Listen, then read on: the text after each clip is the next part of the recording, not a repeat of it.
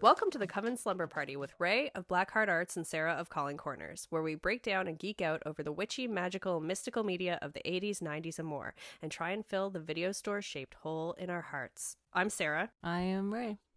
To intro this, so when we were brainstorming at the coffee shop, you brought up this idea, and it was fucking brilliant. It was on the basis of an article. You're like, oh, I read this article and check it out. Hags and Slags. Hags and Slags, yes. Hags and Slags, A History of Witches and Art by Candy Bedworth. Also Candy. DailyArtMagazine.com. So how'd you find that article, first of all? I have no idea. It was so good. Idea. Yeah. I'm excited to see where you focused your research on. I was excited to see where you focused your research on. There's so much to it and like rabbit holes and stuff, but I will say my life is lately, like the past month especially, right, it's been stupid. Like busy and chaotic and trying to find the balance. It's been hard. Probably gonna cry. Who knows? But I get it. I yeah. get you. So I'd have like pockets where I would like study and read and everything. Tried not to go down crazy rabbit holes because it can happen so fucking easily because it's such a great topic that is just open. Yes. And then I was just like overwhelmed and stuff. So it's like I have weird little nuggets of hyperfixation, but it's like totally. I don't know. I'm pretty sure you're gonna. I kept joking with everyone. I was like, it's just gonna be another podcast where Coleman does the heavy lifting, and I'm just like holding my head in my hands, going like, "Wow, no, I don't. You're think so pretty and smart. You're so kind. Oh my god, I love you." But you're the one with the art background here too. I know, which is scary because I don't remember any of it. I have to say, I was talking to somebody about this topic yesterday, and it was like, it's always hard for me reading about art history because like the power and the weight that is given to certain works or artists is always, even though I know they did things first or they had this outlook, there's something about them that was special, unique, and talented and powerful. Like, I still have a fight with it because I'm like, these are views and like values put on by a bunch of white dudes. Totally. Yes. So it's always really hard for me in art history. It always has been because I'm just like, this is just some white dudes' opinions. Mm-hmm. And it's somehow become fact. Yes. It's really hard. You're right. And I was noticing that too when I was going through the research, which was interesting because that's where I kind of fixated. Yes. Was the original, like the 1400s kind of onward. Yeah. Because I was just like, dude, this is fascinating. It's horrific. And fucked. So fucked. Yeah. So fucked. And it's like, and seeing like potential parallels to now and how the power shifts and how science just, and logic leaves the room. Yeah, logic leaves the room. It's like, it doesn't seem to matter how advanced we are. It's like at the end of the day, like these powerful decisions get made based on like the patriarchy and their belief system still. And the application of like values is so bizarre. Like, so we'll get into it. Did we even talk about what the topic is? We're talking about witches in art through the ages and what that kind of means. I guess how would you summarize it, I guess? Yeah, like the art history of witches and witchcraft.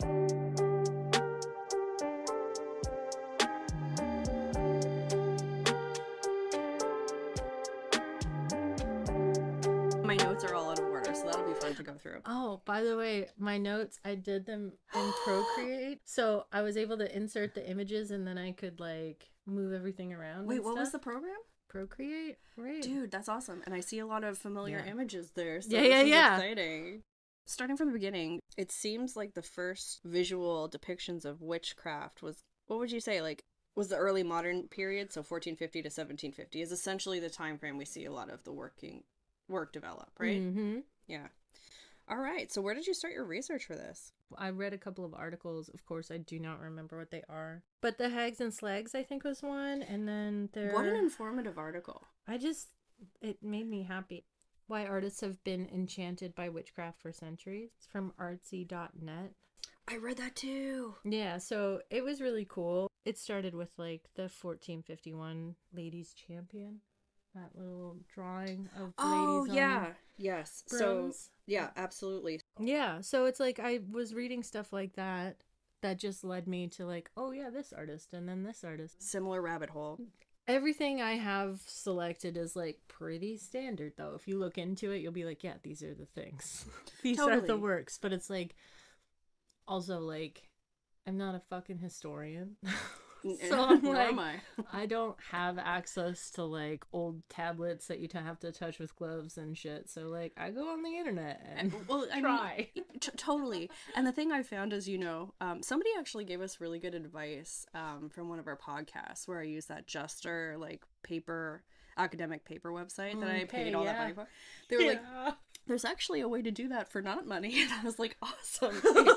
So that was cool. Okay. A lot of the articles are, I want to say gate capped. It's probably not the right word because it's probably like a standard of the industry to not have all of your academic papers online. But probably a lot of it I could only read like a page or two of. So there's that, right? And I just like, I kind of hyper focused on the men behind it all, trying to get an idea of who they were and what they were and like why their world made them what they were. Yeah. And it's like they were just shitty dudes. Yeah. Like, okay, cool. So nothing crazy happened to them, nothing bad. It was like, oh no, you just blamed women because you were lusty and you thought that they were fucking terrible. So you were like, gotta burn you now. I got a boner. So you gotta go. Yeah. Yeah.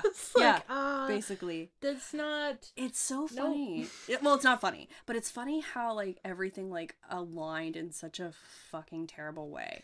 Like, you have, so again, we're kind of looking at, like, the 1400s, the 1700s with this.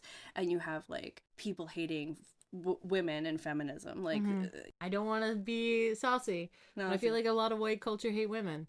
Well, there's a lot. I don't know if it's fear or if it's just like just like so inherent in the culture. But like, the first guy that I saw was the Albrecht Dürer, the German guy.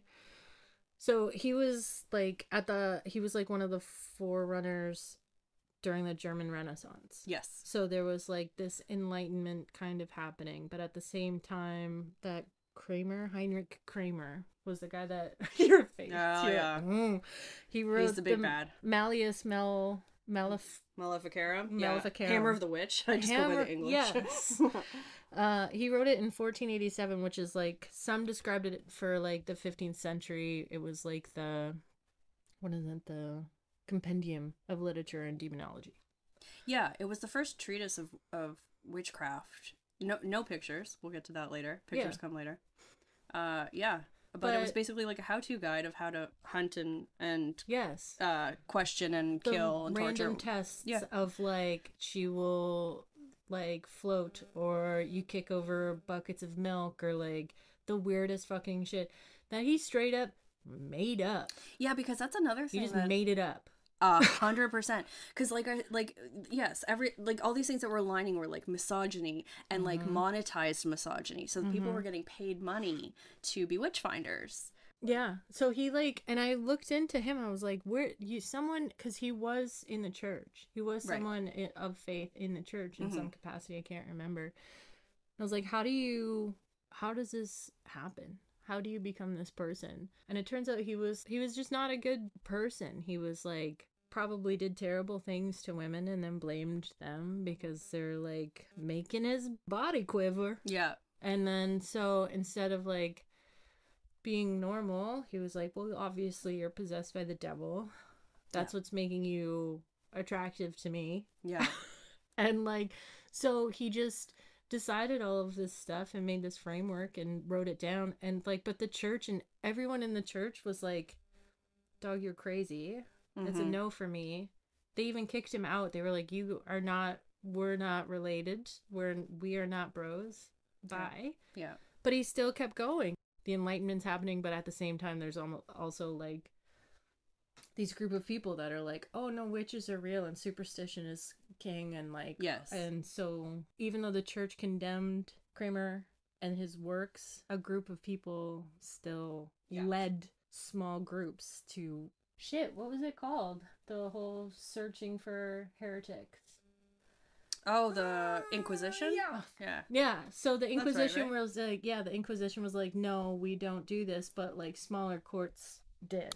That also coincided with like the advent of the printing press. So this book was able to circulate. Yeah. So it basically called sorcery heresy, which was a crime at the time, and recommended that secular courts prosecute it as such. So that's what happened. Like, once he was ousted, it didn't actually happen on the larger scale, but secular areas and secular courts did. Mm-hmm. Some of them did prosecute it, and he did. I'm quoting Wikipedia, by the way. He says that suggests torture to get confessions and death as the only certain way to end the, quote, evils of witchcraft, unquote, which is a real weird way to go about it. Yeah. But as we've seen through history, that's how it goes. He was expelled from Innsbruck by the local bishop, probably feeling a little spicy, because I think he tried some woman because he believed she was a witch, because he was attracted to her, and then he lost, I think, and then got ousted, and then was like, well, you know what? Screw you. I am right. He's like, I'm gonna go find my people, and he did. Yeah. And they killed so many people and tortured so many people. Yep. So with the printing press and Hammer of the Witch, or the Malleus Maleficarum. So again, a lot of people weren't literate, and so things took even more of a boost. Did you get to this Ulrich Molitor guy? No. Okay, so Ulrich Molitor, it's interesting. So basically, a lot of the origin of the images of witches in art was from woodcut illustrations from Molitor's book on witches and female soothsayers, which came out in 1489. So Molitor was a lawyer whose book was meant to dispel the fundamentalist dogma and female hate from Kramer's Malleus Maleficarum. Great. However, they eventually were linked and printed together in combination, and due to the imagery conflicting with the words of Molitor's book, it functioned more as like an illustrative compendium to Heinrich's work. So it just kind of, the visuals were able to amplify the assertions, because essentially in Molitor's book, he was debunking things, or like providing a speculative lens on it. However, and the main theory in his book was that none of this magical stuff was really happening. It was just an illusion. So like either women were like high and thinking all this stuff was happening. It wasn't actually happening. Yes. But the images that went along with it were the things actually happening. So when you took those images of like witches doing crazy shit, which we'll get into, and put it with Heinrich's work, it's like a recipe for disaster. So great. Right? And because a lot of people weren't as literate at the time, like the images were that much more powerful, right? And they were printing images and putting them up. Like it wasn't just like if you got the book, you could see the images made public. They were made public. Yeah. Just one thing that I think about like art and art history that is wild is that there is like in different times there is like a visual vocabulary for things, but it seems only for certain groups, right? Only for the enlightened, the educated. They understand if this cloak is blue, it means this. If this mouth is open, it indicates this. But for lay people, they see a demon fucking giving a baby a lick, and they're like, shit. Yeah, it's a literal. Right? They don't get the cues. They don't get... Yeah. The nuance, the subtext, the symbolism. That's a great point. I never even thought about that. Yes. Which is just wild. Yeah. Humans are wild.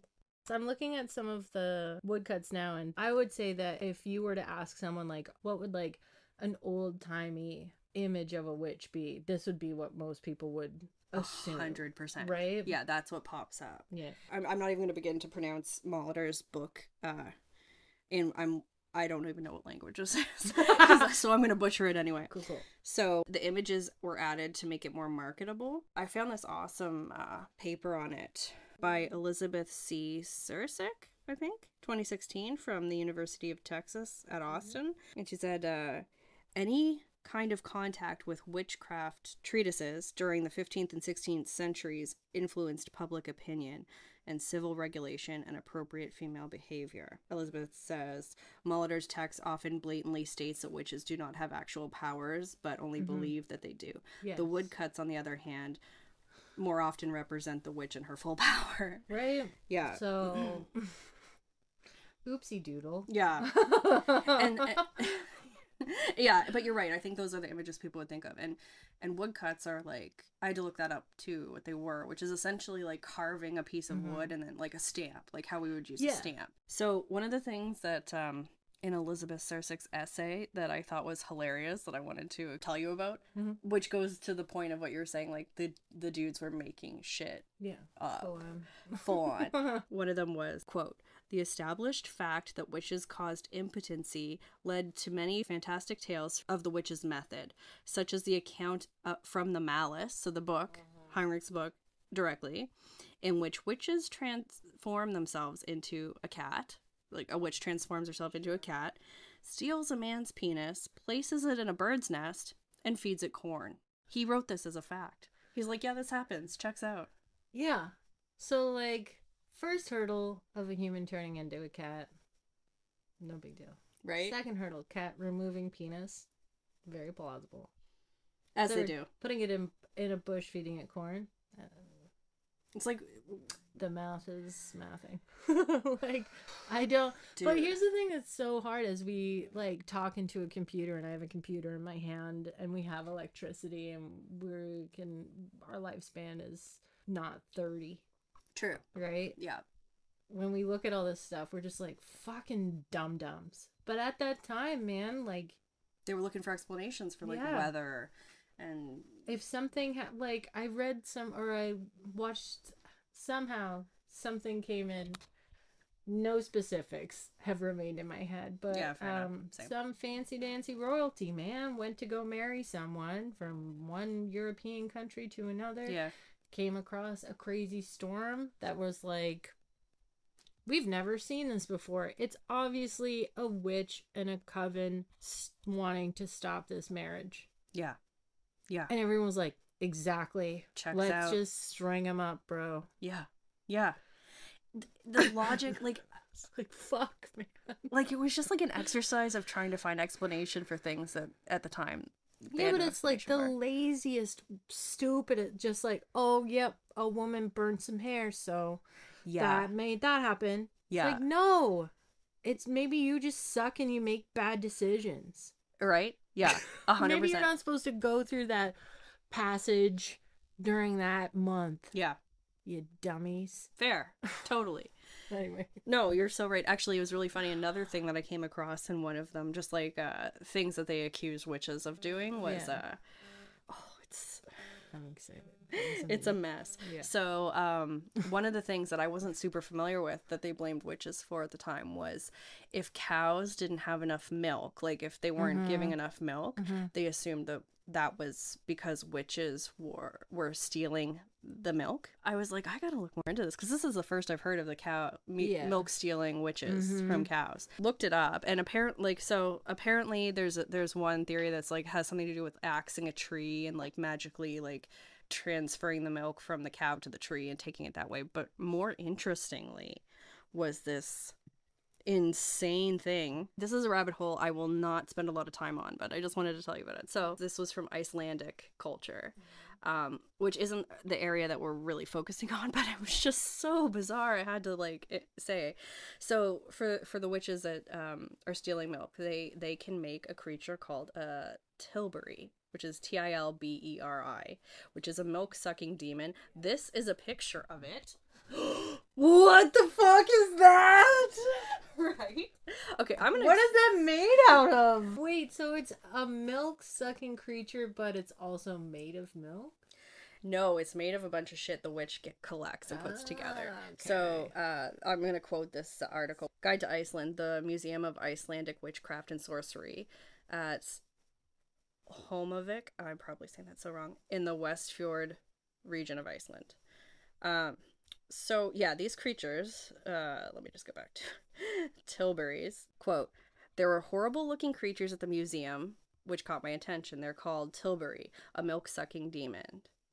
I always say demon. I have to stop doing that. Women were supposed to create the Tilbury to amass butter, so the idea was that the witches would make butter. They would send the Tilbury, which had mouths on both ends, to suckle on the cows of the farmers until it was filled with milk. Then it would return to its, quote, mother and vomit into the churn for making butter, and the vomit was almost pure butter. There were step-by-step instructions of creating it. So this is how you create it. They steal a rib from a corpse in a cemetery on Whit Sunday. So I don't know what that means, but they steal a piece of copper, which they break from a church clock. Then they pluck the wool from between the shoulders of a newly sheared sheep, which belongs to a widow. They then enwrap the wool around the human rib in a piece of copper and keep it near their breast. Next time they go to communion, they spit the sanctified wine out and into the wool with the rib and the copper, and the Tilbury is thus created. The Tilbury gets its nutrition from suckling on women. The women are easily recognized by their limp and sanguine teat-like wart on the side of their thigh. Oh yeah, because just checking out thighs all the time. Right?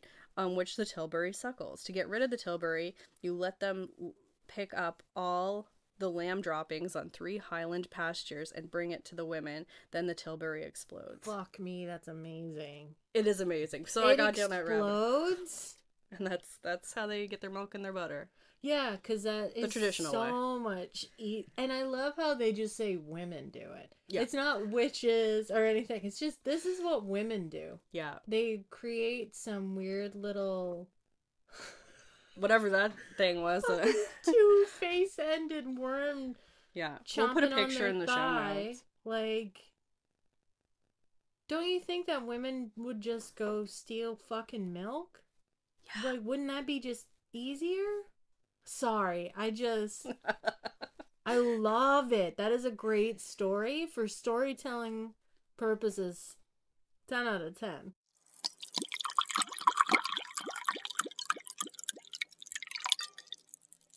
So what pictures were you drawn to the most, or what paintings from this Of period? everything that I was looking at, I was really focused on Goya. Interesting, because I was not. Sucked into Goya. He was, I always forget the term, but he was like the painter for the court, like royal court in Spain. Like he was the painter for the king or whatever. Yeah. So he would paint, he was like highly sought after portraiture, great works, beautiful, bright color, humans being humans, and then he lost his hearing. Yeah, I was gonna say that doesn't sound like the his Goya work pictures. Went fucking woof. Dark. Yeah, but like not just dark. And there was a lot of war at the time too, right? So like he saw the French come in, and then Spain fight back, and the French come in, and Spain, and then it was just like war constantly. Mm-hmm. So that was like I'm gonna say it wrong, but like the May 2nd and May 3rd paintings about the Spanish Revolution and revolt, and then the French fighting back. Like they're like masterworks that people talk about all of the time. And it's like, basically after he went deaf, he like, his color palette changed, his style changed, everything. But it was like Impressionism before Impressionism existed. Okay. And this is where I had like a lot of trouble, because I was like, it does seem like he is using certain techniques that were not popular, that hadn't been deemed acceptable forms and stuff. So I was like, so he was doing shit before other people were doing it. It's hard because it's like, oh, he's a master and he did all of this stuff. But again, it's just like white dudes saying that. So I had to spend a lot of time like actually sitting with those thoughts to be like, is he though? But it's like, yeah, he did a lot of really dope stuff, and he was really, really, yeah, that's fair. He did the work. The internet told me it was all in 1798, and I don't know if that's true, because if it is, that's a good amount of work to deliver. He was commissioned by the Duchess of Osorno to make a couple of like witch themed paintings. Mm-hmm. One was the Bewitched Man, Witch's Flight, and Witch's Sabbath.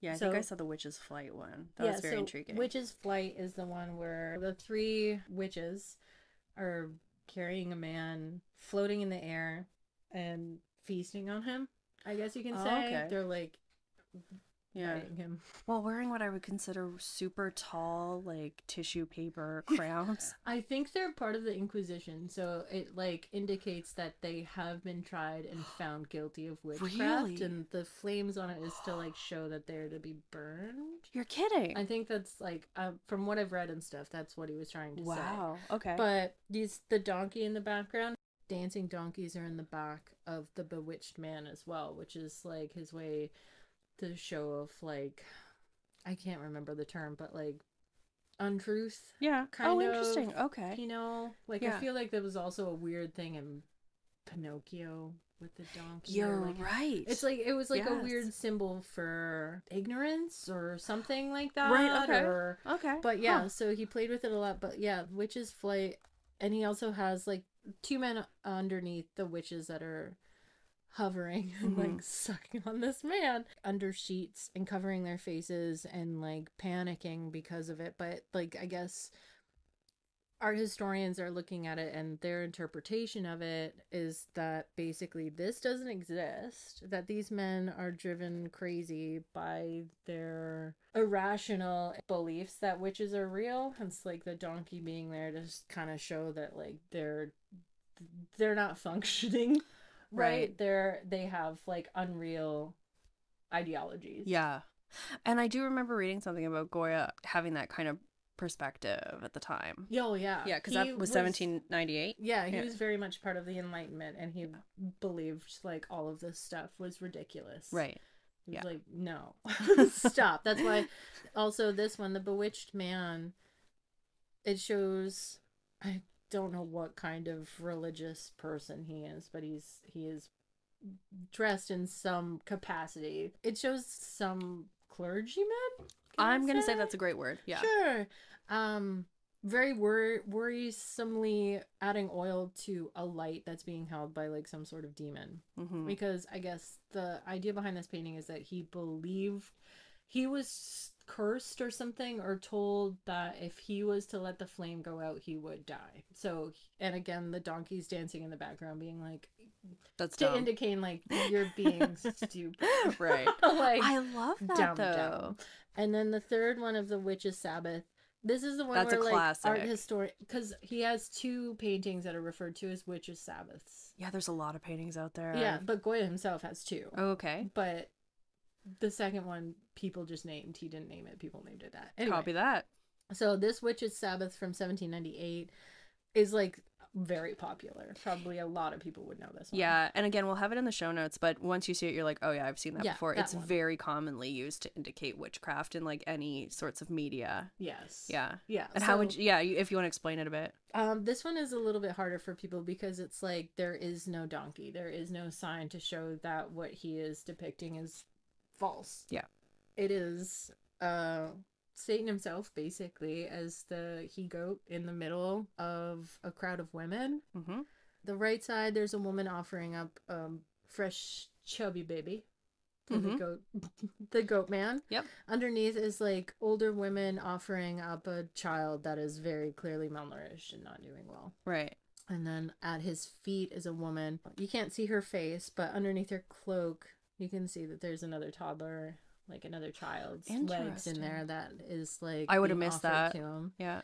To her left are women that are not like their clothes are more off, I think, than the other women, but they have, to the bottom right of them there is a deceased child. Basically. I missed that entirely. But and then behind them there's like a spike coming out of the ground with 3 dead infants on it. Sorry, trigger warning. So this would be what people would think witchcraft was. Totally. Right? Women being seduced by the devil, giving offerings, sinful goods, like terrible, hideous things. Yeah. To either be given powers or whatever. So looking at this, see, this is like where it gets hard, because looking at this, people are like, exactly. That's what happens. But see, Goya didn't believe in that, so he like people are like, I don't know what his intent was with this, but at the same time, he was commissioned, I think, to do this one. Interesting. So it's hard because like obviously there's a level of someone else's influence and choices. Yeah. And subject matter, right? That's but wild. Very compelling. Yeah. Wild. Yeah. The donkey thing really gets me because you're right. The serious one doesn't have it. No, and there's no indications that what he's depicting he doesn't believe, or that is like it's very grounded in power. Yes. Like when you look at that, you're like, fuck. Yeah. Totally. It's a very potent picture. That's for damn sure. It's heavy. He was deaf at this point. That's why his color palette was definitely different. But then he, later on in his life, after, because I think it is, sorry, I'm going to just take a second. No, you go for it. Something. I'm glad that you didn't hyperfixate on Goya either, because that would have been real weird. Let's just talk about Goya. Yeah. So the 3rd of May, that's the painting right there. And that depicts the French coming back and slaughtering a bunch of Spanish civilians, basically, the day after they kind of rose up. So there was a lot of back and forth between French and Spanish power. Right.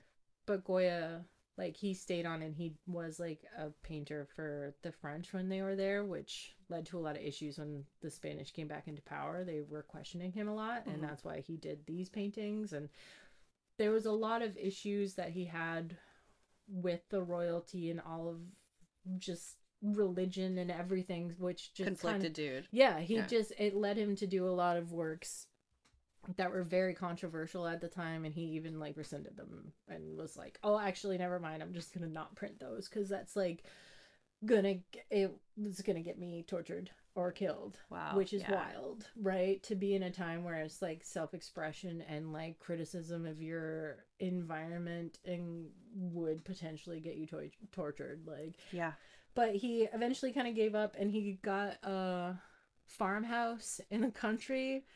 That's a dream. Yeah, but he like at that point he was like 73 when he did his black paintings, which is what probably a lot of people think of too, like the Saturn devouring his son. That's the one that I think of inherently when I think of Goya. Yeah, so that's when he did those. He just like got this farmhouse, and just like because everyone in his life had passed away, his wife was dead, his friends were all dead, he was just like rocking in the free world, 73, being like, I gotta get out of here, I hate all of this stuff, this is all so stupid.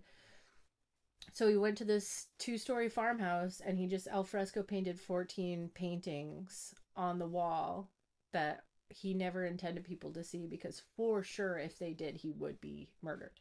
He would have died, because what he was depicting was like so insane and stuff. But he was, I guess, the only other person that would have seen it was his maid. I guess. Fair. So he died, and then someone bought the farmhouse and tried their best to remove the paintings to like keep them, but it was painted on wallpaper. Right. So it was really difficult to take down. And one of them was, again, Witch's Sabbath, because he didn't name them, he didn't do anything with them, because he never intended anyone to see them. He didn't ever explain why he did what he did. Yeah. So it's, again, just a bunch of people making shit up. It's hard. I gotta say, that's one of the most frustrating things about like researching this topic, is when you find a painting that you're like really compelled by, and the artist never talked about it or never had an opportunity to talk about it, and you're like, I want to know. And it's like, I can only fill in the blanks so far, and it's only with my experience in my life, which is not yours, right? So it's wild. It is. But also a thing that I just thought, I was like, bold move. So this here is the second Witch's Sabbath. The one that was not actually named that by him. This was the fresco painting that he had during his black paintings. So it is a really wide, long painting of, yet again, another like goat man talking to a group of people. But you can see that from end to end, it is full. And in the center is kind of this woman that, like, some people think is kind of nun-like. She has, like, the white thing on her and a little cape. But it turns out, when they were removing this painting and the people that were working to fix it, They just took parts of it away. So there's huge chunks on either side of this that Goya put there. And he often used negative space to like create tension or to put focus. Like, so in removing those, they've completely changed the center focus of the image. Yes. So we don't know what was supposed to be. Yeah. So wow. bold fucking move, Yeah. in my opinion. If you're like, hey, can you make sure this, everyone agrees he's a master, can you make sure his paintings are cool? And you just go, we don't need that. Every producer ever. Sorry, yeah, okay, fair. So, yeah, it was altered because it was much wider. That's wild. Yeah. So the he goat in this again is like, it's given the impression that he's like the leader. So he's dressed as a priest in this one and is kind of like leading this group of people. And it's kind of, some people think that this nun to his right, that is now the center focus, but who knows, is actually being indoctrinated into the coven, into the group. It's like her being introduced. I don't know how I feel about that. Well, I can see that very, very clearly. Yeah. When I look at it like now, but knowing that there was more to this painting, it's very intriguing to think about what it actually was about. And I want to know about these things. Like, there's a woman to what is now the absolute far right of the painting that looks like she's on a chair and has something in her hand. Who the fuck is that? What is she doing? She's got like Elvira hair. Who the fuck is that? It straight up looks like Elvira. What I mean? Yeah. But like, nobody talks about that. Like, I've tried to look, and everyone just talks about the same thing over and over. Yeah. Again. I'm like, okay, cool, but who's this Elvira? Yeah, it's interesting what your eye goes to in certain paintings, and what other people focus on too. Yeah, there's a John William Waterhouse painting where I'm like, what about this whole thing happening right here? And like, I've tried, and like, no one mentions it. Right. And I'm like, but like, what? Help pulls help. What is this? Yes. Yes. Which one is it? It's the circle, the magic circle. The magic circle. So, yeah. Sorry, but okay, let's no, stop. That's Before we do okay. this. We'll rewind because that's a little bit further. Yeah. So, what were you were drawn to the more early ones, but like anything 100%. specific that you wanted to say, or yes, the one that I loved, and loved is a strange way of putting it, but the one that I was most compelled by, and it's a very popular one, is the image from the Discovery of Witches by Matthew Hopkins from 1647. So that's the this one. Yes. Okay. So we have like a man who I'm assuming is Matthew Hopkins, and apparently this is like actually him conducting a questioning of two witches. We got two witches in a chair, and we got some hella fucked up looking animals all around them. And so there's a listing, like there's numbered names kind of beside the animals. You know, like there's a rabbit looking creature named Sake and Sugar. There's like, what would you call that other one? Like, not a mouse, kind of like a weaselly creature named News. Yeah. Weasel, I call it weasel. Ferret? Ferrety, yeah. More like a ferret, you're right. And then in like, taking up a lot of the bottom of the screen, there's like, what I would call a greyhound dog mixed with a bull called Vinegar Tom. Vinegar Tom. And there's other bizarre animals as well, and then there's listings of names that aren't pictured. So essentially this is a picture supposedly of Matthew Hopkins questioning witches about their familiars, which I had read somewhere he said were present, at least to some degree. And I was like, my dude. At least to some degree. My dude. There was a rabbit. There was a rabbit, yeah. That they probably were going to eat later. Yeah. I was like, you did not see this bull greyhound thing. Vinegar Tom. Also, I feel like now I need to get a dog and name it Vinegar Tom. These are great pet names. Right? 100%. Jamara? Jamara? Yeah, Jamara? What would you call that? Like it's like a kind of like a lamb mixed with a dog. Yeah. So aside from the rabbit and the... I mean, these animals don't exist. He's very derpy. His little haircut. Yeah, so this is a picture of witches and their actual familiars, as seen by Matthew Hopkins. Also, I do love the detail of the speech bubbles, but they're like scrolls. Yes, which is hilarious and awesome. Now, I'll tell you a little bit about him and the book. Just a little quick snippet, which I think is very telling. So, it seems like like I said previously, like witch finding was a very lucrative career. Mm-hmm. Matthew Hopkins was a witch finder. In fact, his title was Witch Finder General. That he probably gave himself. Anyway, It's sorry. very possible. So he wrote The Discovery of Witches, and in it he describes his profession. He had around 300 women executed in what they call East Anglia, which is east of England. It's often defined, according to Wikipedia, as countries of Norfolk, Suffolk, I'm saying these probably terribly, Cambridgeshire, and rarely Essex. So that area, he had 300 women executed during the turmoil of English Civil War, 1645 to 1646. It says also 45 to 46. He had 300 women executed in a year. I guess, because I was just gonna do the math to be like, how many would that be a year? Yeah, I mean, that's how it's stated in the British Library, which is where I kind of got that quote. That's wild. That's almost one a day. But dude, like that shit is, well, yeah, but again, he's getting dollar bills for this. So it says here, also from the British Library, it says, professionals who exposed witches could make a lot of money, as local magistrates paid the witch finder the equivalent of 1 month's wage. Whoa. So I'm assuming that means per found witch. Yeah. Potentially. So I'm thinking, so you can see why he made up fucking shit like the bull greyhound and stuff. You're like, yeah.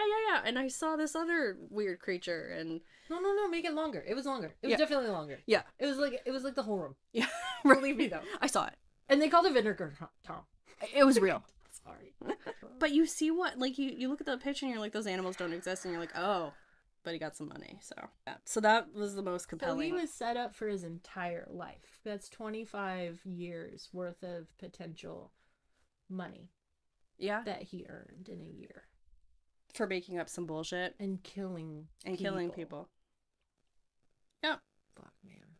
So depressing as shit, but this image is just, yeah, so that one compelled me the most, because I was just like, the backstory and just the fact that the familiars look the way they do. And I definitely came across this and I had a giggle because I was like, those speech bubbles are fucking scrolls.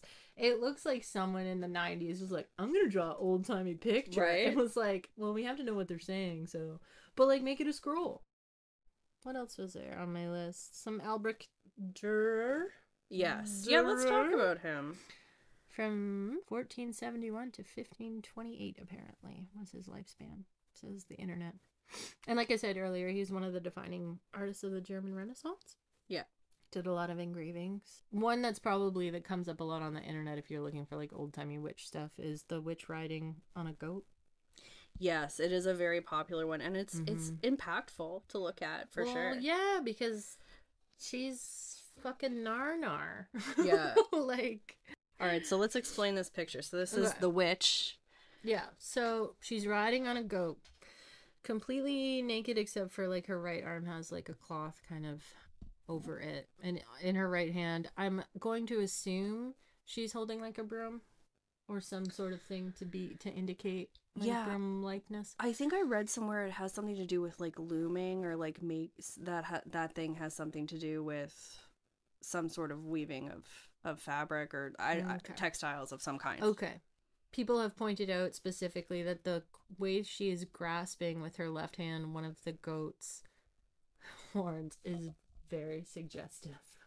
Yeah, there's I'd agree with that. I would too, for sure. She's grabbing that with purpose and meaning. Yeah. She's like driving the goat backwards, but gripping the horn almost like power steering, but like yes. Yeah, it definitely is suggestive, which is indicative of a lot of the paintings of the time. There's a lot of sexual undertones. Well, because and overtones. Goat, obviously, visual representation of the devil. His thing was basically seducing women because they were, as everyone at the time understood, women were weak and stupid. So the goat was like, "Hey, horny, yeah? Do you want powers? Cool." That's why the suggestive grabs and the nakedness. But one thing I thought was cool is that Durer's like signature, I guess, initial signature is backwards. in the bottom, like the D is backwards. Sorry, I don't know I how to never stop noticed that. But also her hair is going in an unnatural and opposite direction. So the goat or Satan is going right. She is facing left, but her hair is going right. Yeah, and wild hair is an indicator of being a witch too in a lot of these paintings. Of course, because humidity is not a fucking factor.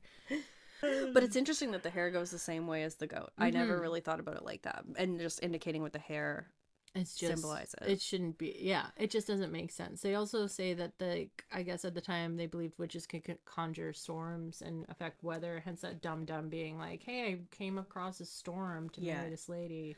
Yeah, burn some women." I thought it was mostly and it is mostly sexual related in terms of what they like got after women as witches for back then. But weather was much more of a factor than I initially thought, which is just fucking wild. Yeah. Okay, so the cherubs around this old hag riding on Satan are offering different things. As far as I know, like there's disguise. The one on the right is offering her an alchemist's pot to kind of use as her like cauldron. Oh, interesting. And the one on the far left is offering her a thorn apple plant, which was apparently really popular sort of medicinal and like magical ingredient at the time. Right. I have no idea what it did or whatever. That's but it interesting cool. too. I never knew that. Durer very much believed witches existed, and he was like, they suck. Yeah, because this was from the 1500s, so this is like right in the thick of things in terms of witch finding and witch trials and that sort of. Albrecht Dürer also made Four Naked Women, which I've also seen Four Naked Witches. Yes. 1497. So this was a piece he made a couple years previously to that. Yeah. To the far left, like in the small corner, there is like a demony kind of devil, kind of I think to represent evil. Yeah. That's like in the you corner. Can pull him up real quick. Yeah. He has like horns, and he's holding something that I guess some people think was at the time maybe like a way like to harvest birds, to shoot birds down. Oh, okay. So the woman with on the far left that has like the super bonkers weird like Fifth Element thing going on with her hair, I guess that was usually worn by married women. Okay. So I guess like this was a way for him to show like that it was all different classes, all different statuses, all women can't be trusted. Yeah.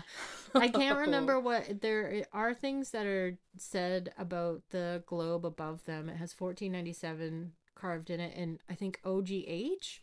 I feel like at some point in my life I did know more about like what people thought that meant, but right now I don't. And also you can see the D in his signature is the right way. That is fascinating. You know what? I saw that signature on the images that I had like looked at, and I never noticed the backwards D in that other painting. Why did you do that? Why did you do that? That is very bizarre. And also too, like there's a skull and what looks like to be a femur bone. Sorry. Yeah. There's these are so detailed for this. A femur bone. Oh yeah. Yeah, and then there's a window to the right or an entryway or something. Dürer was one of the first Renaissance artists to visually interpret the figure of the witch. I guess he was one of the first. Yes, so. I think I read that too. And this is and it also says the intended meaning and source of it is unclear. Some people even think it might be like the four elements. Yeah. Which is what my kind of go-to is when you see four of them. You know, a lot of these images we're talking about are quite literally why we have the aesthetic and images we do of modern witches today. Like, it's where a lot of that stuff comes from, which is just so interesting because a lot of it are paintings by dudes who are just like, I like looking at naked girls. And it's their fault because they're witches. And it's their fault. Yeah, exactly. So it's very strange. But these paintings are really compelling and so detailed. Like, there's so much going on in that one. Like, imagine what he was thinking when he was engraving that butt. Being like, these women. Right? These voluptuous. Sexy women. Sexy. Curvy. Demon loving witches. They it's like, what, I don't know, it's just wild. Yeah. And so Albert Dürer, I don't know if we're saying that correctly or not. Sure. So he had what would you call him? Hans Baldung, or also called Hans Baldung Green, was a painter, printer, engraver, draftsman. And this is from Wikipedia, by the way.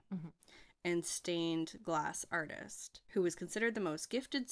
He was a student of Albert Dürer. Sure he was. And whose art belongs to both German Renaissance and Mannerism. So that's the Wikipedia quote. Green, as the last name was tacked on there, it was apparently a nickname because he dug the color green. I was like, that's cool. Yes, okay, continue. So he was from Germany and he was born in 1484 or 85. We're not too sure. Sure. Close enough. Making him 1 or 2 years old when the treatise, the Malleus Maleficarum, was published. So he did a painting called The Witches in 1510. And this is, I'm sorry, I'm saying painting, but these are like engravings. They're like woodcuts. But yes, okay, I have seen that guy. Yeah, I'm going to pull him up. Yeah. So I really like you explaining the painting. So are you able to explain that one, do you think? Or? Maybe. The Witches, 1510. It's a chiaroscuro woodcut by Hans Baldung. Yeah, there's another woman at the top riding the goat backwards. Yeah. Yeah. A lot of backwards. Oh, wow, there's a lot happening in here. There's so much happening in here. And we've got, a younger witch, like you said, riding a goat backwards. Yeah, she's more like the seductive one. Yes. She's the hag. No, slag, I guess, instead of the hag. And then we have an older crone one in the very background who I've heard different things about what she's doing. So apparently either getting her lamp that she's lifting up to the genitals of the goat, either getting the flame lit by the goat's genitals or lighting the goat's genitals to fly. I've heard both. Woof. Or I've read both. I'm not sure. One of them is definitely a crone. I don't know if the other two are meant to be like younger. See, that's the one thing that's like kind of funny about all this, where it was like, if you look at old timey stuff and you're like, oh, you're supposed to be sexy, it's like, you do not look sexy. You look anatomically fucked up. Yeah, the old time and the woodcuts especially are really they're you can't really tell sometimes. Yes, you are the hottest lady. Yes. Ooh. Another thing about a lot of the work during this time, like the 1400s to the probably 1600s, was like they were very fearful of groups of women. Like they thought the power came kind of from the coven, and there's a lot of cauldron imagery as well. So like cauldrons and groups of women was much scarier prospect for them than just like an individual.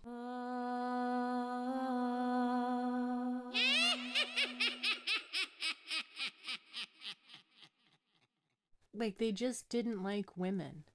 So it was like, watch out for women when they get together in groups. Yeah. It's like, who else? Women hang out in fucking groups. They would do laundry together. They'd cook together. They would like also watch out if they're by the hearth and they're by the cauldron. Yes. It's like they're fucking cooking. That's you like sons of bitches. Yeah.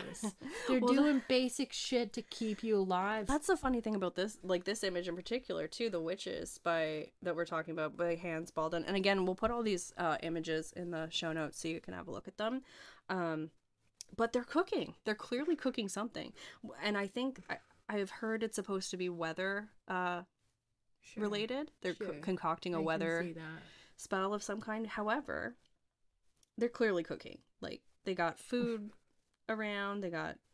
There's a cat in the back. I don't know if you saw that little guy. His butt is to her butt. Yeah, it's like a loaf check, except his tail's sticking out.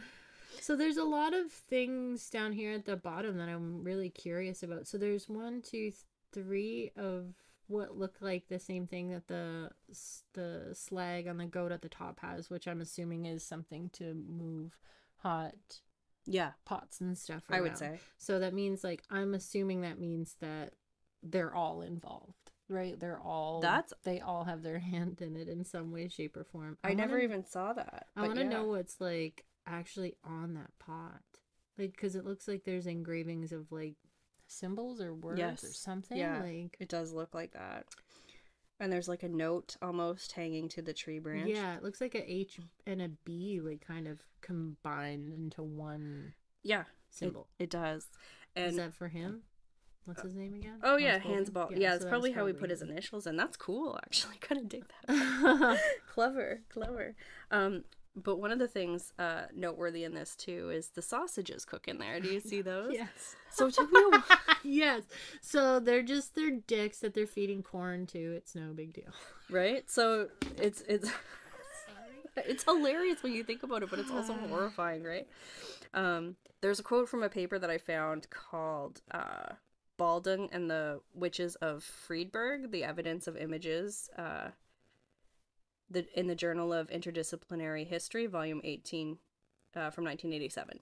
So there's a quote in that, quote, Baldung may have taken the various kitchen implements, canteen, pot, platter, and very large spoon, and the sausages from carnival imagery.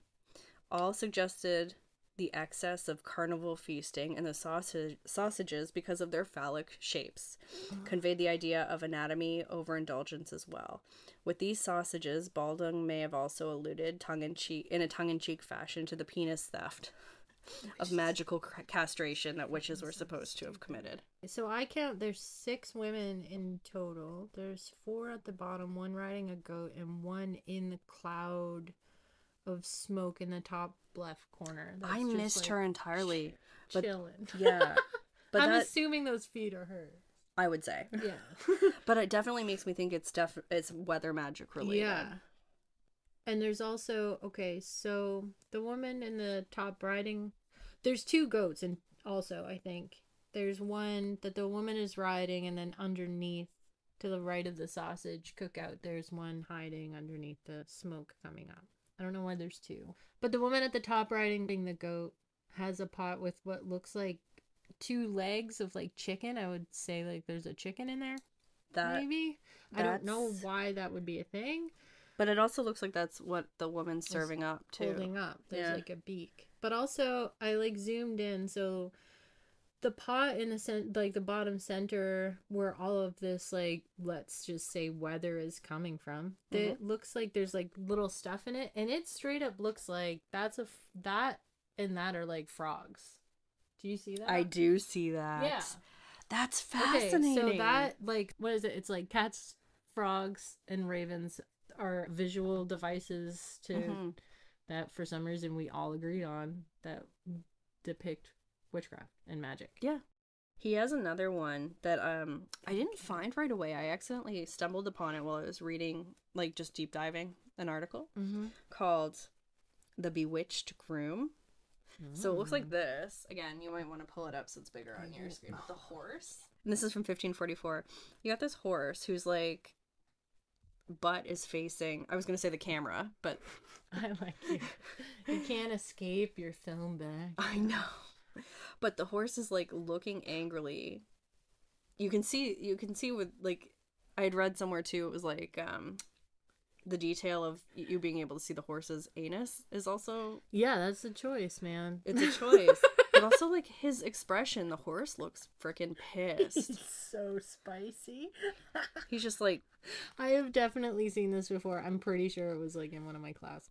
Oh, it's such a crazy looking picture. And then there's just, like, this dude resting...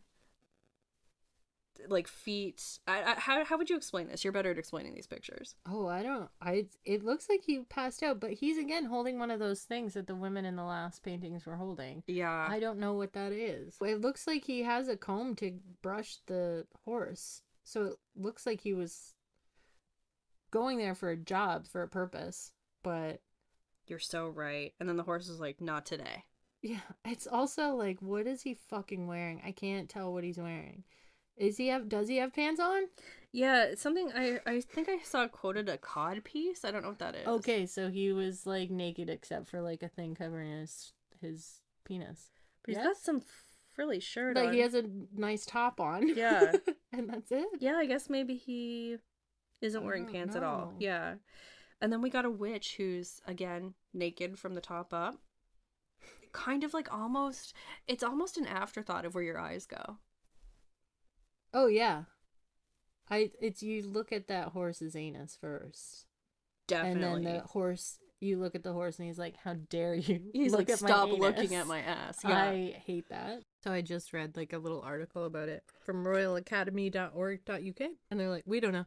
I still love it though. It's the weirdest fucking picture. They did say that horses were also considered wild and untamed and like magical sort of creatures like witches. I guess he did it like a year before he died. Oh, okay. So maybe he was like processing some shit. And it could be like a weird self-portrait kind of thing. Because I guess his family crest was a unicorn, which is like in like that little wall. Oh, interesting. Yeah.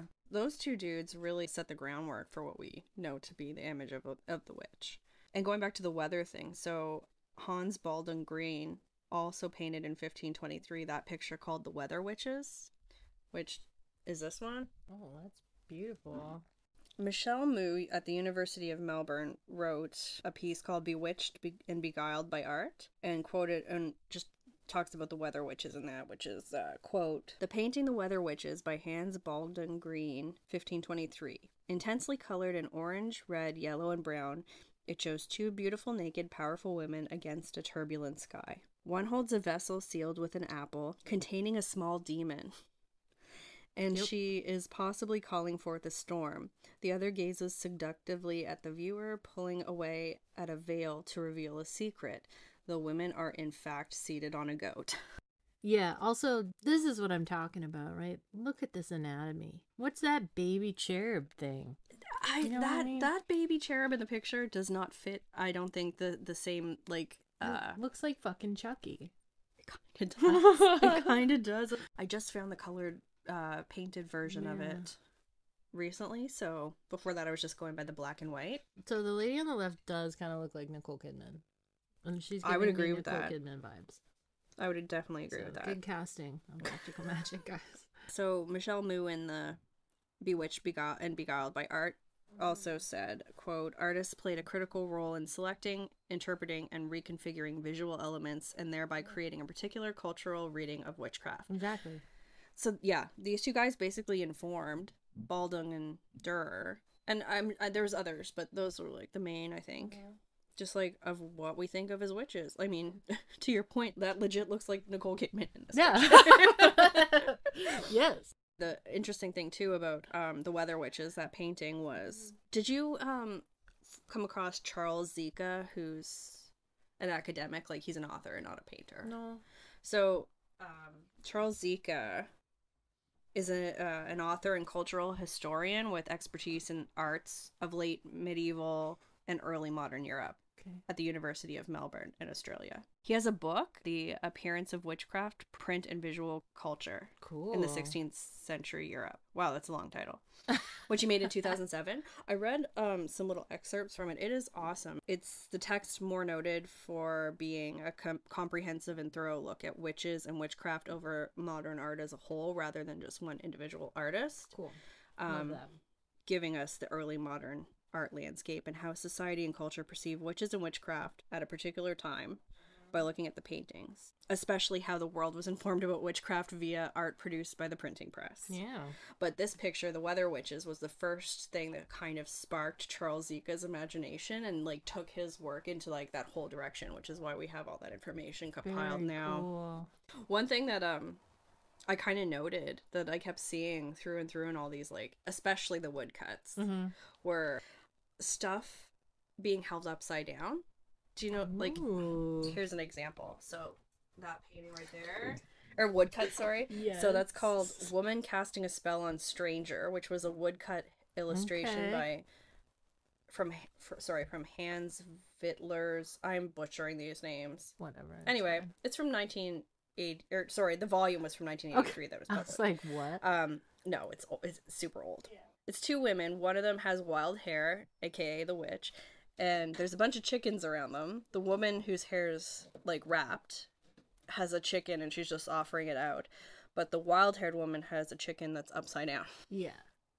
So I feel like this reminds me. It does remind me of something that I saw like when we were doing a podcast previously, where I saw like, I think it was like a Romanian woman. Yeah. She would do spells and stuff for people, and they would like give her ingredients like chickens and stuff. They would be like, here's my thing. Can you do a spell for me? And she'd Yeah. do the spell. Well, that's probably what they're, being like, this lady's like desperate and gets this wild haired woman to hold a chicken upside down. Yeah. Just the upside downness of it all is so, like, it's interesting to me because it was indicating like spell work. And I'm like, you know what? That's probably an interesting way of doing spell work now, just like with upside down things. Upside down? I think that might work and be interesting. And it's kind of odd because it's coming from just like weird dude's perspective during the witch trials of what may or may not be happening. I'm like, I'm just gonna take some chicken of it. upside down. She crazy. She didn't Right? braid her hair. Right? What? Right? Mm. Right? Where'd you get that milk for that butter? I think I know. Let me see that thigh. I mean, literally, if you're holding a chicken upside down and people are like, giving you, girl, you're like, I just didn't put my hair in braids, Rebecca. Like, stop. George, come on, boy. But that's the other thing You too. don't bathe. So what does that make you? Right? The misogyny was so inherent already because it wasn't even just like powerful men that were pointing the finger at women. It was like everyone was pointing fingers at each other. One of the groups of folks that came up as people that would get often accused of being witches were female beer brewers. And I never thought about that. But like, I guess that they would be in the same boat. Why? I just never thought about that. You're brewing some beer and like, yeah, they're like, midwives. So midwives we already know, right? Yeah. Very prominent among the people accused of witchcraft. But like, it wouldn't, again, be from just like a powerful dude in the community. It would be from like another woman who had an issue during childbirth or whose child died later because people died of literally everything at the time. And then they would then be like, oh, you did this on purpose, right? So it's like you go and you help these people deliver their children, and then if anything happens, you're fucked. But, you know, it makes sense that a society would try and explain things that they couldn't understand. It's just the confidence in explaining the things. But it's like, I just was like doing research the other day on some other stuff, and I read a point where I was like, you know what, I never thought of that, about why a lot of indigenous groups became like Christians. I thought I understood a lot of it, but and then someone pointed out, it was like, it was very easy to think that these new settlers had more power because of their belief, because they weren't getting sick, right? So they came and brought all of these diseases that the indigenous people had no capacity to fight. Yeah. So they were getting taken out by unseen forces, but these white settlers that arrived were fine. Right. They weren't affected. You start to go, well, shit, maybe You're they are onto something, right? And I never thought of that before. That makes total... I get that perspective too. Like, yeah totally. Because you have to piece it together based on the evidence you have, right? I want to go back to talking about the earliest stuff. We were putting connections together and stuff. Yeah. And you had mentioned too, was in that article, Why Artists Have Been Enchanted by Witchcraft for Centuries by Alina Cohen. So the image that Alina points to is the one, and that one I think is pretty common. Yeah. Two women on brooms. Yeah, exactly. So this was from 1451, Le Champion des Dames. People are going to murder me for my French. No, they're gonna embrace you for trying. We're like just cringing at home. This was called, or sorry, they're labeled as Waldensians. Sure. Waldensians. Waldensians, which was I'll go with it. Kind of like it was a Christian sect, but they were labeled as heretics, I think. That's another thing. Yeah, because, and that's why these women are on brooms, because they labeled them Waldensians, which was the Christian sect, but because the women of that group were allowed to preach, they were like, no. And, so, and they just, apparently put them on brooms, because they figured the Waldensian, I'm saying that wrong, I think, Waldensians, did that. Since they let the women preach, they must also let them fly on brooms. Because, as you do. There was a bit of a shift, though, when people started getting skeptical, like you said with Goya. The Enlightenment kind of helped. The Enlightenment. People were like, oh, science and logic-based decision-making. Figuring out stuff about weather. Questioning the church a little more. I guess after 1750, the cultural image of witchcraft cooled. The witch hunts were mostly over, and witchcraft was decriminalized. People were more aware of the world, and critical thinking was a little more developed. I.e., if a cow didn't give a lot of milk, they weren't like, "Oh my god, a witch created a milk-sucking demon to make some dope butter." Logical jump. They didn't believe in magic powers. So fucking good, though. Sorry, thank you for sharing that. I'm just that blew my mind. Enthralled with the imagery in my head of that little. How does it even move? It has a face, like a mouth on both ends, so it's just like this moving to collect that poop to explode. Like, right? I love it so much. After it throws up all the butter based on collecting throws it up. Yeah, I love that. That's gonna be my big takeaway from this. Oh, it's a bit of a departure geographically, but I was just like, this fits in Do not care. Yeah, I was just like, this is amazing. Yeah. Oh, shit. Yes, but the skepticism was like started to get infused in the art, and we started having like almost more of a sexier, kind of less terrifying version of witches. Mm-hmm. Like you had mentioned, John William Waterhouse. Yeah. And the Magic Circle from 1886. It's so beautiful. And that's a painting I would also say is one that people would know as soon as they see. Yeah. I feel like he did another one, too, of like... He did a couple, yeah. Cirque like the goddess? Yeah. Cirque, yeah. Offering the cup. Like, he's done a lot of... Which is another iconic one. Yeah, the siren and the crystal ball. So he was, like, very into the spiritual and supernatural. Yeah, it was very thoughtful, and they were just like more beautiful, elegant, and just a new perspective of witches. Like, you didn't get like the old disgusting, like, gross pustule hags that you get from with the titties that didn't make any sense. Yeah, they were only an inch wide and 5 feet long. Yeah, like, that's This was like just depictions of like beautiful humans doing like compelling, interesting divination and spells that weren't grotesque. Yeah. Okay, so the Magic Circle, like, I guess John William Waterhouse really liked angles. It is, I guess, the witch, we will say, kind of central in the image. In the foreground, she's wearing like a blue dress. Very Egyptian, by the way. Sorry, didn't start there. But she has a large, like, cauldron on the ground. Is there, like, a certain name for them? Cauldron? I would say I said cauldron, too. It's super dope looking, though. And it's on the ground. She's taking a really large stick, wand, who knows? Yep. And drawing a circle around her space. You can tell it looks like as if flames are coming from it, right? But the way that she's standing and drawing the circle, like, her arm is behind her. There's like a triangle that forms here that I guess he was like he liked putting shapes and angles and work. It's a 25-degree angle, and I don't know why we need to know that or why he did that, but everyone's like, it's 25 degrees. I'm like, there's something there that I haven't been able to find. But anyway, that's interesting.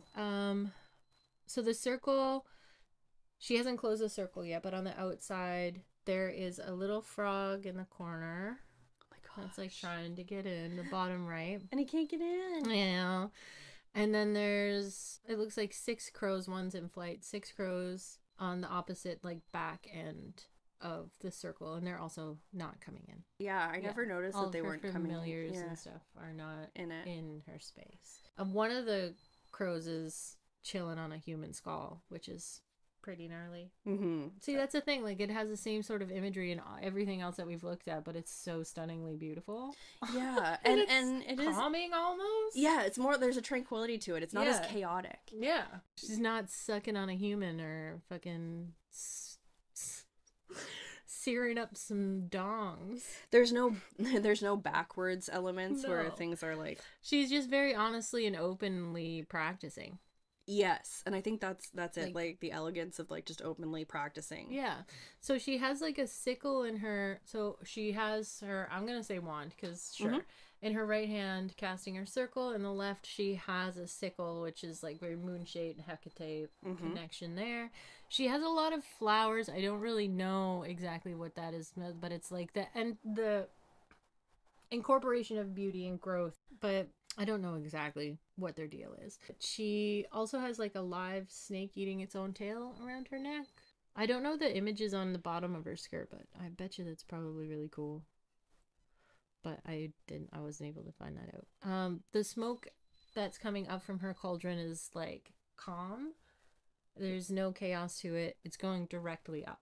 Yeah. Like she is in full control of what she's doing and what's going on. That's another interesting thing that I kind of just like in terms of looking at these opposed to the more chaotic pieces from like the earlier decades, centuries. There's like a element of control. There's no chaos. It's like she understands what she's doing.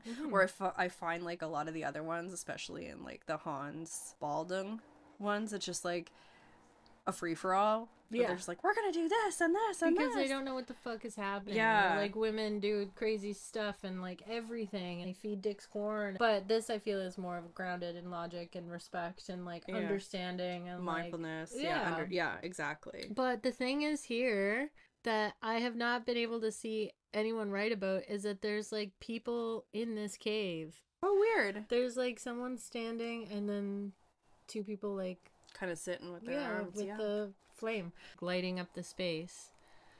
And I will say again, I did not put a lot of time in this as much as I this could have been like something that devoured months, right? So well, I was thinking about that. You could do a podcast in theory for every one of these paintings or etchings that we've referenced too. So absolutely, yeah. But yeah, I was like, what is this? And it does look like there's like maybe like some structures and buildings on the top of this ridge behind her. I think it's probably one of the most beautiful ones in the stack that I have. Another one that I really loved was what was it? Giovanni Benedetto. Do you know anything about what I'm trying to say? I don't know these names at all, so I'm like waiting to see if you can. Nope. I retained very little from school. Castiglione, I'm going to say is the last name. Cirque changing the companions of Ulysses into beasts. Yes, I have seen that one. Yeah. She looks so bored with it. She looks so bored with it. It's just like such a controlled magic. She's just like, yeah, whatever. I need some coffee. It's fine. Yeah. Do you know what I mean? Like, yeah. Again, you bore it's me. Like, you're a sheep now. Yeah, and it's tranquil, but like the animals are kind of chill, except that one sheep that looks super pissed. It's like, God fucking damn it, man. But like, there's more of a tranquility going on, like a control. Well, it's like I feel because probably culturally there was a little bit more of a calmness. There weren't people being killed and tortured by the Inquisition and shit all the time, right? Right. Yeah. People could chill. Yeah, they could have more thoughts and theories and not be worried about being fucking tortured. Yeah, very true. That transition kind of came again with those artists in the 1800s. 1800s? Yes, 1800s. 19th century. I always mix that up. Why did we do that? It's like the guy who made the internet and he was like, why did I put http:// Why did I do that? Yeah. It's like, wow, why did we do that? Great. Can't go back. There's probably a logical reason. Oh my gosh. Probably. I don't know. Oh, hi there.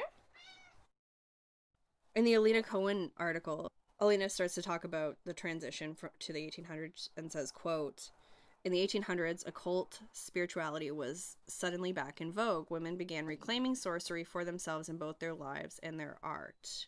In the 1800s, two women embraced witchy spirituality and made major art historical advances. British artist Georgiana Houghton, okay, yeah, born in 1814, made spirit drawings or layered watercolors with swirls of color. Swedish painter Hilma af Klint, born in 1862, attempted to contact spiritual beings through her hundreds of lush, balanced canvases, end quote. So Houghton and af Klint were two of the first abstract painters, I guess, because of that. ever. Like ever. And they are never. I guess there's a movie about Hilma now coming out. Really? Celebrate that. Well, so. I didn't know. I haven't heard these names ever. Yeah. So it's very interesting. Yeah. But also, I thought just going back to the witchcraft aspect of it a little bit is these were some of the first abstract paintings, but they were directly related to spirituality and divination, which is also very cool. Yeah. Okay, so Hilma. I'm just reading from Wikipedia because like I did a lot of reading but didn't take proper notes. No problem. So, Swedish artist and mystic whose paintings are considered among the first abstract works known in Western art history.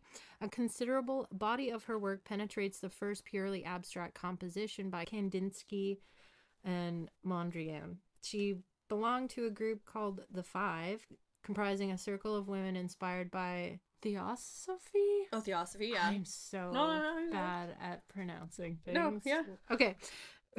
Who shared a belief in the importance of trying to contact the so-called high masters, often by way of seances. Her paintings, which sometimes resemble diagrams, are a visual representation of complex spiritual ideas, which is just so crazy. And I talked to somebody yesterday about this, and it's, crap, I forget the name of the book he lent me. But it's about visual representation of abstract thoughts and things like, and feelings and stuff. And it's like so wild to think. We take everything for granted now that, like, imagine doing this, right? To try to visually represent all of this, like, crazy deep spirituality that you don't have words for. No, we will never have words for. Right? Mm-hmm. It's just crazy to me. But yeah, and they would have seances. Like, I just think that it's just so lovely.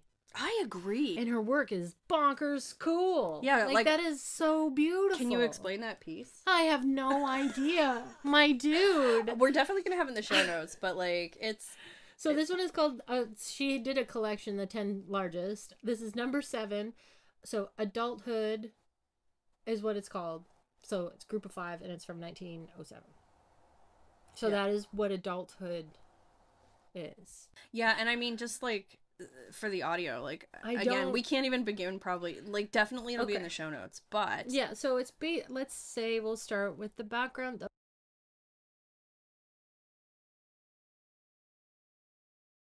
There is, I guess, sort of a focal point. But I would even argue that that's not true. Like, so, but the main background is like a lavender color, but it's clearly built up of different, you can see brush strokes and action and different tones. So it's not just one flat thing. There is shape to it. And then all around this one sort of central image of what looks like 3 yellow petals. Yeah, it's like petals, but they're almost like, they almost look structured just as like a descriptor. I would say like the Ace of Cups, like in tarot. Like, it looks very similar. Like, it's not that, but just in terms of like a descriptor.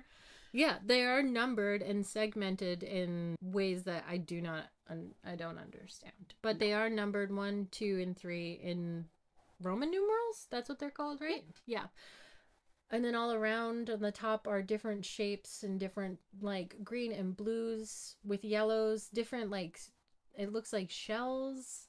I'm not quite sure. There's sort of like a lunar thing happening. There's just so much there. It looks like there's symbols on the middle right, line works, and yeah, there's a lot going on. And it's just, but it like I look at it and I go, yes, okay. And it is a waning moon. Yes. Yeah. So that would be like adulthood. And there's something like kind of a little bit here too that like echoes it. Yes. Yeah. But it comes with like another symbol connected to it. It's just wild. Yeah. And I do like, again, I didn't have enough time to like really get into this, but this is just like one of them. Imagine how amazing it would be to like sit down and like, I don't even know if she wrote anything to correlate with this to help explain symbolism or anything, or if she was just like, this is it. Take it in. Yeah. That's the thing. I wish we had like, I know that would never be, because you can never really articulate it even if we had it, and the answer probably wouldn't be satisfying enough anyway. It's true. But I still wonder. I'd love to know what their thoughts and feelings were about these when they crafted them. Yeah, so, and I'm excited to watch the movie, honestly. Yes. Because it like just it explains that, like, because it probably was not safe for these women to do this. No, true. Right, so these were 5 women that probably, if anyone in their lives found out that they were doing this, like, I feel like very bad things could happen for them. Right. So in secret, coming together, doing seances to do this, like, deeply and wide, huge study of spirituality, humans, and where we fit. Yeah. And then to do this work that, again, had never been done before. Yeah. Like, we, again, take art for granted, that we think it's always been this expression of self, art started, like, the art history that we understand, the art that we accept, started as, like, rich dudes paying talented dudes to do stuff for us. Can you paint the fucking ascensions of the cross for me, please? Mm-hmm. Like, it's not always been this. That's another thing where I'm, like, going through art history and people are like, this was monumentally important. I do have to go, yeah, it was. Because I'm like, that was never done before. So to have someone do it is wild. But I think you're right. Cool. It's important to be critical of what is considered monumentally important. Because so that's good. We're only shown what people want to show us too, right? Yeah. We're only shown art that comes from a certain group of people historically. Yeah. Yep. There's art happening all over the world. And look how much it's informed, just like based on this conversation, like how much it's informed things like the witch trials. Yeah. And how we even still today consume certain things and understand certain images. Yes. And it's interesting too when you kind of look at something like this more abstract piece versus the 1400s pieces that we were looking at the beginning, where it's like this element of mysticism and like witchcraft and witches and spirituality. Like it was very external in those other ones and in the earlier paintings and etchings, but these feel more like internal, or like you're tapping into some inner power. So we just talked about the magic circle from 1886. Mm-hmm. Hilma started her spiritual investigation apparently in 1879. So in that short period of time, we went from this to this. Hilma felt the abstract work that she was doing and the meaning within were so groundbreaking that the world was not ready to see it, and she wished for the work to remain unseen for 20 years after her death. That is to me, that really hits, because people are so, like, we live in a culture that's so, like, based on, like, selling yourself and selling your work and being a brand and all this stuff, right? That it's just to think that somebody was like, nah, just set that aside for 20 years. Just let me rot a little bit. Yeah. Please. It's just such a different landscape of thought, I guess. Yeah. Okay, so the 5, Anna Castle, I guess, was one. Okay. Cornelia Cederberg, Sigrid Hedman, and Matilda Nilsson, as far as I can tell, were the other members. And they opened each meeting with a prayer, followed by a meditation, a Christian sermon, and a review and analysis of a text from the New Testament. This would be followed by a seance. They recorded in a book a completely new system of mystical thought in the form of messages from higher spirits called the High Masters. When Gregor announced, all the knowledge that is not of the senses, not of the intellect, not of the heart, but is the property that exclusively belongs to the deepest aspect of your being, the knowledge of your spirit. They created automatic drawings as early as 1986. So I feel like that is like a thing. Isn't that like a term for like just like, wait. Okay, yeah, it was developed by the Surrealists as a means of expressing the subconscious. So it's like you just do. Yeah. Right? Yeah. And there is definitely something to that. Mm-hmm. Sorry, this is wild. So beautiful that is. Is that the same painter? Or is that one of the 5? It's one of the 5. Yeah. It's Clint, and it was a work that was never exhibited during her lifetime. Okay. Number 7, The Swan, number 17. I like also how everything is just numbered. Anyway, okay. That's really cool, though. I didn't tap into any of that, really. Kind of that's where my studies kind of stopped. I was like, okay, well, you know. It's very cool, though. I am gonna keep reading about her after this, just because I'm kind of inspired.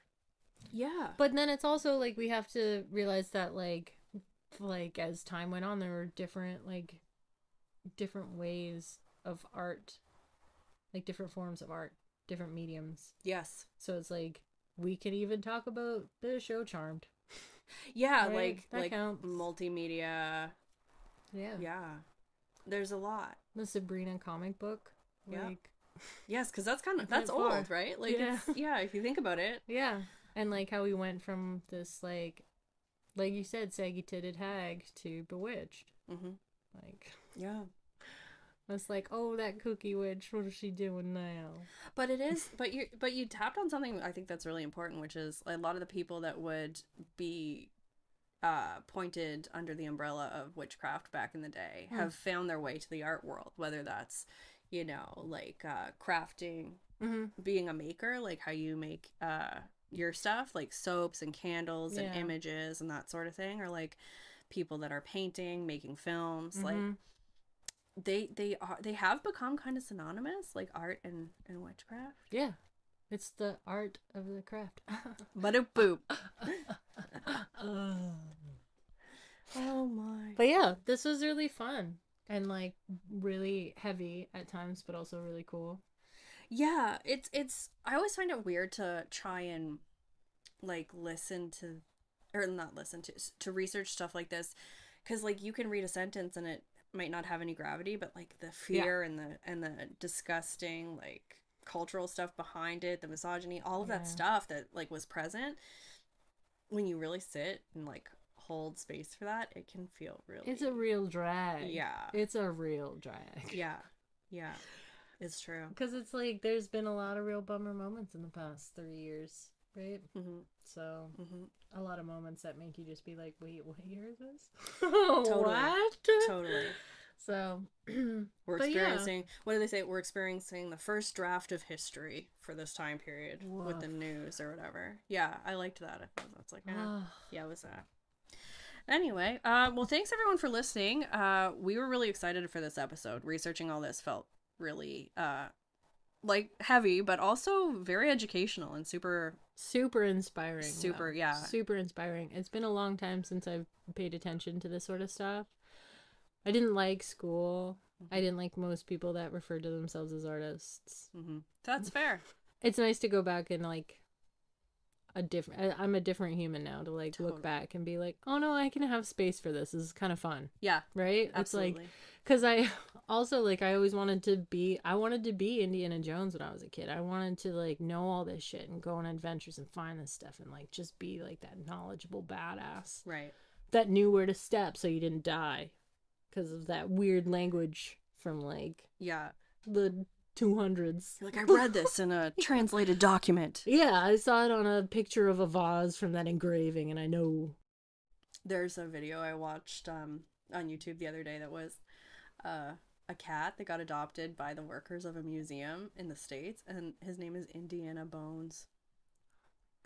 How cute is that? I really like that. Right? I really like that.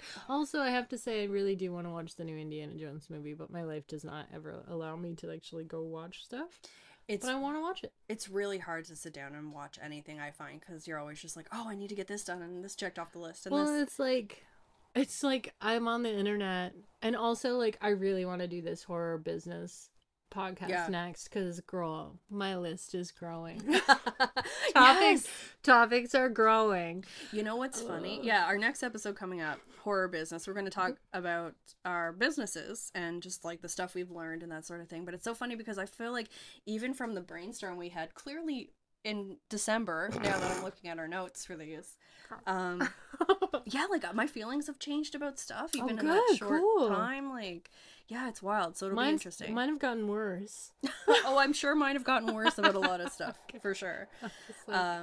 So yeah, we'll be hitting on that next, and hopefully there won't be such a stagnant period in between. It's just like we were saying, like it's hard to find time to do the stuff, and if this was a full-time job, then yeah, that would be one thing. But but it's like I stupidly started a full-time job while running my business. How dare you? How dare you need money to live? It sucks. Dude, brother, I know. It sucks. I hear ya. But I like paying bills. Me too. I like trying to crawl out of debt. Yeah, it's fun. It's cool. Yeah. But yeah, life is really fucking hard. Yeah. And the internet makes it seem like it's not. And I think that's bullshit. I agree. I agree. Yeah. This was fun. I enjoyed. I will go watch the Indiana Jones movie somehow and talk about it in the next podcast. That's going to be like so soon. Yes, totally soon. Totally soon. So soon. Is there any other like housekeeping stuff? I don't think so. Keep an eye out for, you guys are doing Art of the Craft in September? Or sorry, November. In November. November. Yeah, November 25th. I'm pretty sure is the date that we have for it. So yeah, so keep an eye out if you're in Truro, November 25th. The Truro Legion on Brunswick Street. Art of the Craft, which is a kick-ass. I would say it's like mainly makers, but yeah, everything has a spiritual, earth-based kind of sentiment. The past couple we were trying to have service providers. I feel like that's happening. And it's good. I think it's a hard thing to navigate. Absolutely. Because of the combination of service providers and like makers and vendors. It's tricky. Yeah, there's probably a lot of back end forethought that has to go into that stuff. And it's just things that we just are problem solving as we go, because we're new to this. There's not like really a guide we can rely on, so we're just relying on people's feedback and positive ideas and things. So I hope it keeps going in this path, because I think it's a really cool offering. I agree. I definitely agree. I think come check it out. Yeah. So definitely keep an eye out for that. And you can follow that on Art of the Craft Instagram. Yeah, Art of the Craft Market. Art of the Craft Market on Instagram. Pretty sure. I'm double checking. So if it's wrong, edit it. Yeah, Art of the Craft Market. Perfect. Ding dong. Yeah. And you can check us out, Calling Corners on Instagram, and also Blackheart Arts on Instagram. And we have other social medias too. You can probably use that as a jumping off point. Yeah. We hope you reach out to us. If you have any suggestions too for future episodes, let us know. And if you're running low on milk, it's not because your crappy neighbor made a demon out of hair and copper. And a rib from a dead guy. And a rib from a dead guy. You know, you're probably just low on it, so. Wouldn't you just take the copper and be like, hey, here's a piece of copper, can I have some milk? Yeah, you could trade the copper for milk. Problem solved. Like, there's so many things. Oh my god. So many things. Oh, jeez. Still, I'm gonna probably do a painting of that little creature. You should. That would be amazing. All right, until next time, thank you so much for listening, and we'll see you in the next episode. Bye.